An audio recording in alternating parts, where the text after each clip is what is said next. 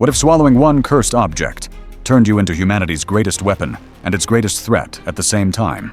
Yuji Itadori was never supposed to become part of the world of curses. He was just a high school student, strong, athletic, recklessly kind, the kind of person who would throw himself into danger for strangers without thinking twice. But despite his strength, Yuji lived a simple life. He spent most of his time visiting his grandfather in the hospital, and before his grandfather died, he told Yuji something that would stay with him forever. Help people, not because you have to, because when you die, you shouldn't be alone. At the time, Yuji didn't fully understand those words, but very soon, he would, because hidden beneath the ordinary world, something horrifying existed. Curses, monsters born from human fear, invisible to normal people, drawn toward suffering. And the stronger humanity's negative emotions became, the stronger the curses grew. Most people never saw them, which made them even more terrifying, because they could kill you while the world kept moving, like nothing happened. Yuji discovered that truth the night his classmates opened a sealed, cursed object. A rotten finger. Ancient. Disgusting. Radiating pure evil. They thought it was just a creepy charm. But the moment the seal broke, curses flooded toward the school. That was when Yuji met Megumi Fushiguro, a quiet sorcerer from Tokyo Jujutsu High. Cold, focused, dangerously skilled. Megumi came searching for the cursed object because the finger belonged to someone legendary, Ryomen Sukuna, the king of curses, a monster so powerful that even after death, his remains continued attracting evil. And when Yuji realized his friends were trapped inside the school surrounded by curses, he made a choice, a reckless one. Instead of running, he swallowed the finger, and in that instant, everything changed. Dark markings spread across his body. A second mouth appeared, and something ancient awakened inside him. Sukuna, cruel, violent, completely inhuman. For a moment, the king of curses took control, and everyone watching understood the same terrifying truth. Yuji should have died immediately. No human was supposed to survive becoming Sukuna's vessel. But somehow, Yuji regained control. That impossible moment shocked the entire Jujutsu world, because now, Yuji Itadori had become both humanity's greatest opportunity and one of its biggest dangers. The higher-ups immediately decided what should happen. Yuji would eventually be executed.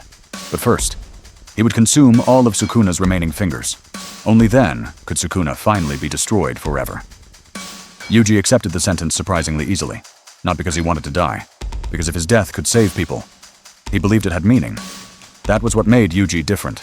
Even surrounded by horror, he still chose compassion. Soon after, Yuji entered Tokyo Jujutsu High, a hidden school for Jujutsu sorcerers, a place where students trained to fight curses most people never even knew existed. That was where he met Nobara Kugisaki, sharp-tongued, confident, wildly fearless, and together with Megumi, the three formed a team. At first, their missions seemed manageable, dangerous, but survivable, until they entered the detention center, a cursed space overflowing with death. The atmosphere itself felt wrong, rotting, heavy, alive, and hidden inside was something far beyond their level, a special grade curse. The battle was hopeless immediately. Yuji realized they couldn't win, and when Megumi and Nobara were cornered, Yuji made another impossible choice. He gave Sukuna control, trusting a monster just to save his friends. But Sukuna had no interest in helping anyone. He slaughtered the curse effortlessly, then smiled, because now he was free. And for the first time, Yuji truly understood what lived inside him. Not power, not strength, a disaster. When Yuji eventually regained control, Sukuna ripped his heart out, and Yuji died. At least, that was what everyone believed. But death wasn't the end. Inside a dark, endless space, Yuji met Sukuna face to face. The king of curses sat casually upon a throne made from bones and destruction, mocking him, testing him. And eventually, Sukuna offered a deal, a binding vow, a secret agreement that would allow Yuji to return to life. Yuji accepted, even though some part of him knew it was dangerous, because Yuji always chose to save others first, even at his own expense.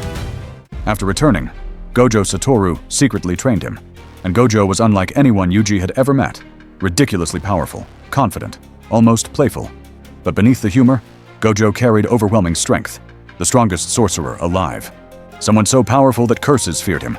Under Gojo's guidance, Yuji learned how cursed energy worked, how emotions shaped power, how fear could become a weapon. And slowly, Yuji grew stronger.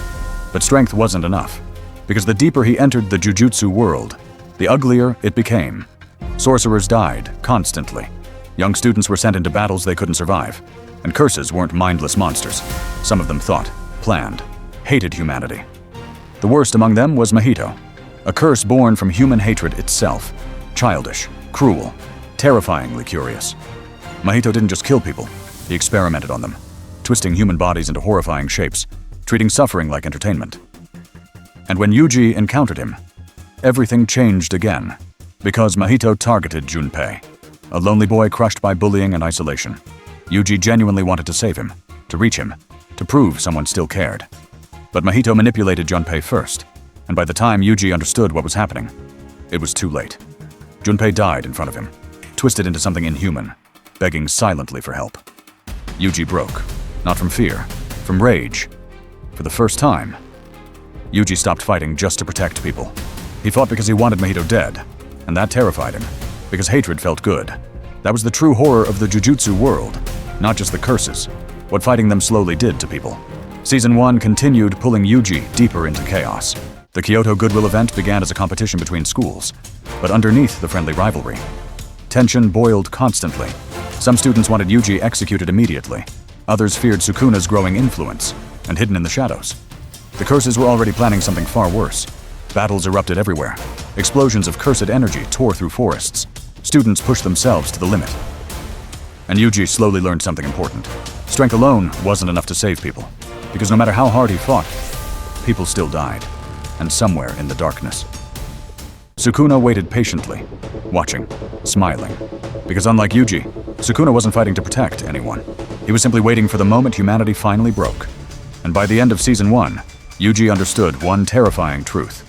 Once he swallowed that finger, his normal life ended forever. Now he existed between two worlds, human and monster. And the deeper he stepped into the darkness, the harder it became to tell where one ended and the other began.